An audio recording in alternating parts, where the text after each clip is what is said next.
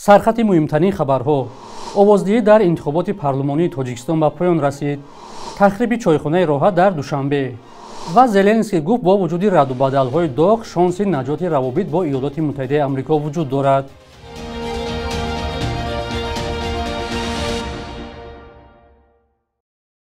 درود بیننده‌های عزیز، برنامه نویدی بامدادی را با خبرها از تاجیکستان و جهان از استودیوی رادیو آزادی در دوشنبه تقدیم می‌کنیم. امروز 3 مارس است. کمیسیون مرکزی انتخابات و رایپرسی تاجیکستان گفت که آوازدهی در انتخابات پارلمانی به پایان رسید، ولی از کسی عرض و شکایت نگرفت. انتخاباتی که کمیر در اعلامیه شفاف و آشکار نامید، روز 2 مارس به حضور نمایندگان مخالفان و ناظران سازمان امنیت و همکاری در اروپا برگزار شد. با اطلاع خبرگزاری دولتی خاور، تنها در 6 ساعت اول رایدهی 59% مردم آواز دادند. تصدیق درستی آن از منابع مستقل امکان پذیر نیست. با دلیل اجازه نداشتن خبرنگاران برای بازتاب کارزار سیاسی، معلوم نیست که حضور آدمان در نقطه‌های رایدهی بیشتر بوده است یا کمتر. در انتخابات‌های پیشینه حضور کمی رایدهندگان، آوازدهی یک نفر به جای چند کس و پرتافتن بسته ورقه‌های پر شده به صندوق رایدهی ثبت شده بود. نمایندگان چند حزب و سازمان مخالف حکومت تاجیکستان در خارجه انتخابات را نمایشی دانستند. جنبش اصلاحات و رشد تاجیکستان قرارگاهش در امستردام با بویکوت دعوت کرد. رهبر گروه 24 که فعالیتش در تاجیکستان ممنوع است، انتخابات را محکوم نمود. این انتخابات هفتم پارلمانی از زمان استقلال تاجیکستان است. سازمان کشورهای همپیمان تاجیکستان از جمله سازمان همکاری‌های شانگهای و اتحاد دولت‌های مستقل همیشه انتخابات‌ها را در کشور درست و قانونی شمردند.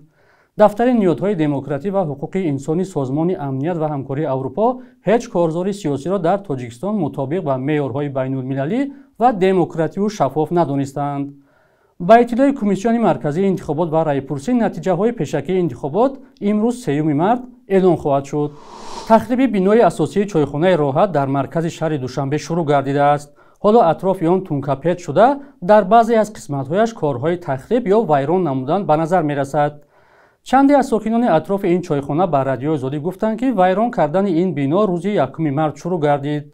بحث ویران کردن یا ماندن چایخانه راحت چند سال باز ادامه دارد.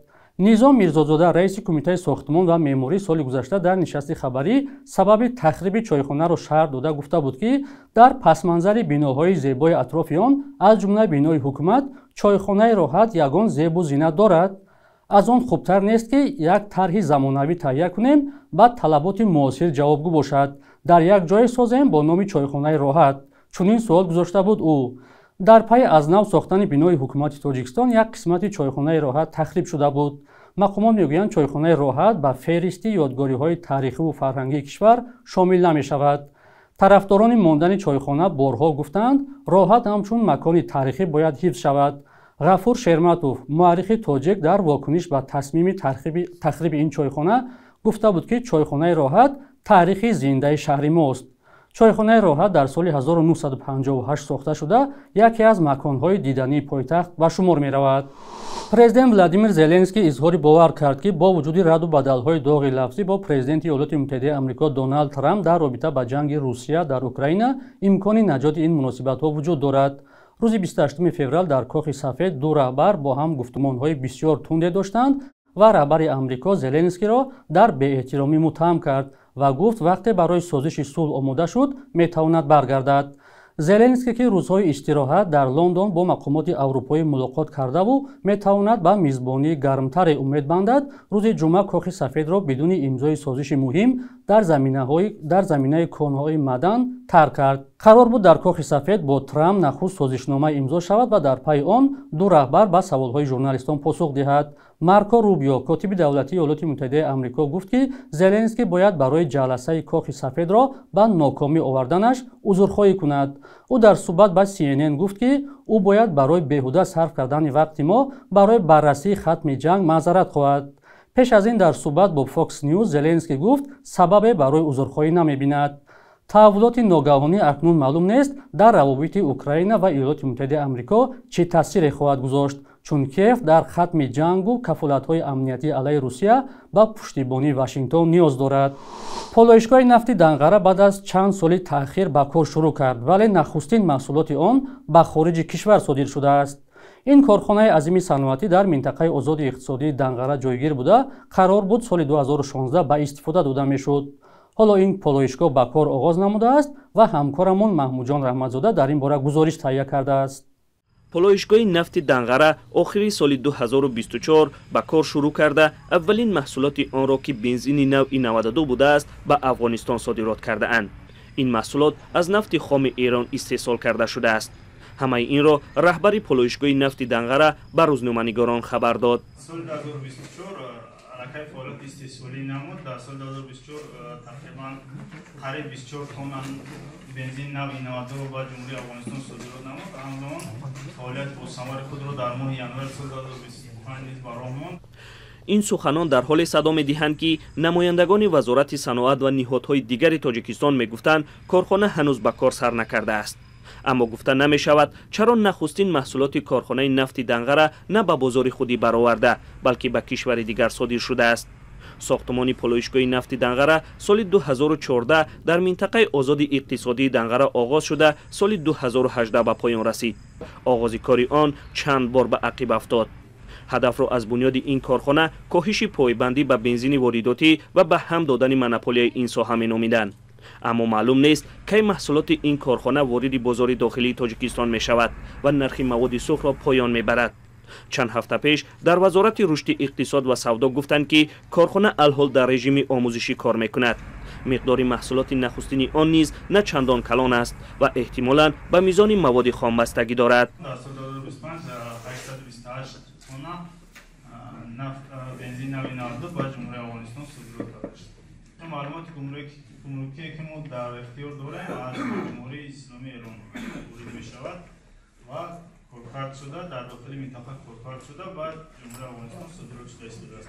бино ба омори хадамоти зидди инҳисории Тоҷикистон дар соли 2024 ба Тоҷикистон зиёда аз 1 миллион тонна маҳсулоти нафтӣ оварда шудааст. бахши умдаи он аз Русия ва Қазоқистон ворид карда шудааст.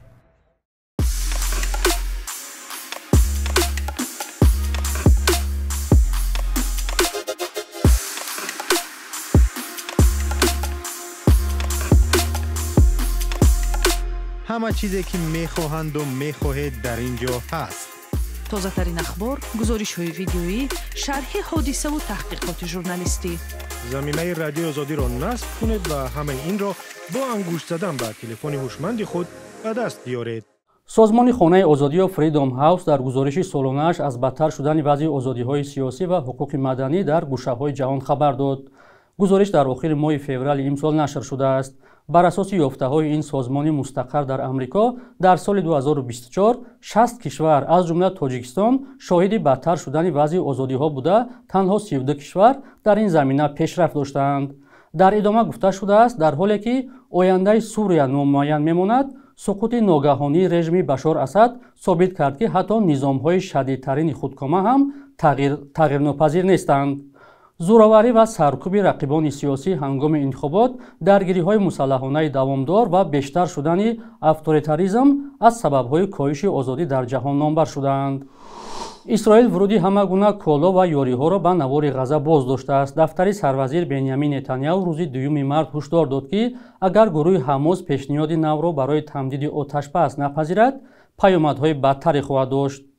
گروه حماس که از سوی آمریکا و اتحاد اروپا سازمان تروریستی دانسته می شود، در واکنش گفت که چنین رفتار اسرائیل ساکنان غزه را گرسنه می‌گذارد. حماس این اقدام را باجگیری جنایت جنگی و نقض آشکارای سازش آتش‌بس نامید. مرحله اول آتش‌بس میان اسرائیل و گروه حماس که شامل افزایش کمک‌های بشردوستانه بود، روز شنبه به پایان رسید. هنوز بر سر مرحله دوم که شامل آزادی گروگان‌های باقی مانده در عوض بیرون رفتن نیروهای اسرائیلی و برقراری آتش‌بس پایدار است، توافق حاصل نشده است. بخش یک روز تاریخ را همکارمان خیرامان بخشزاده آماده کرده است که تحولات مهمترین تاریخ را در روز 3 مارس فرا می‌گیرد.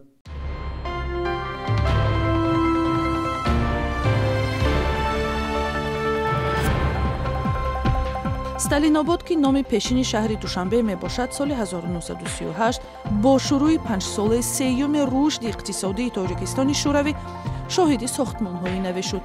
генплани пойтахти тоҷикистон сохтмони корхонаҳои сементбарорӣ, таъмири мошин ва электромеханикаро дар назар гирифт. соли 1938 нахустин филармонияи давлатӣ сохта шуд. солҳои истиқлолият генплан ё нақшаи босози шаҳри Душанбе баҳсбарангез шуд, чун боиси интиқод аз шеваи сохтмону қарорҳои тахриби биноҳои шӯравӣ ва поймолкунии ҳуқуқи сокинон гардид. 3 март бо ташаббуси Созмони Милали Муттаҳид рӯзи ҷаҳонии вуҳуш таҷлил мешавад. Ин сана ба хотири боло бурдани огаҳии мардум аз табиат ва олами набототу ҳайвонот таъсис шудааст. Тоҷикистони кӯҳӣ бо табиат ва ҷонварони ваҳшӣ мисли гургу, шағолу бабру паррандаҳои нодираш маъруф аст. ҳазорҳо намуд растаниву ҷонварони ваҳшӣ бо қарору қонунҳои дахлдор ҳимоят шуданд, вале боз ҳам мушкилоти мисли нобуд кардани растаниҳои нодир ва шикори ғайриқонунӣ аст мушкилоти ҷиддӣ боқӣ мемонад. 3 марти соли 1896 Акашариф Ҷураев ҳофизи халқии Тоҷикистон таваллуд шудааст. Дар 70 соли умраш бар асоси бархи манбаъҳо аз як писари ятим ва хидматгори амалдори дарвозто ба мақоми овозхони мардумии Тоҷикистони шӯравӣ расид. Акашариф Ҷураевро эҷодкоре меноманд, ки тавонист анъанаҳои мусиқии классикӣ ва мардумии тоҷикро зинда дорад. то имрӯз таронаҳояш қалъабандӣ, ҷони ман, анора овардем, ҷураҷон ва дигаро аз беҳтарин намунаҳои таронаҳои миллӣ дониста мешаванд.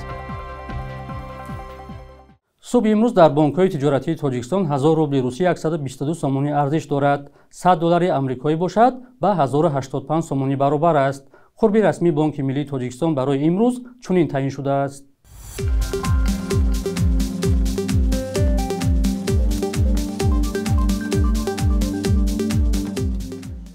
бинандагони азиз, муддати ҷудошуда барои барномаи навид ба анҷом расид.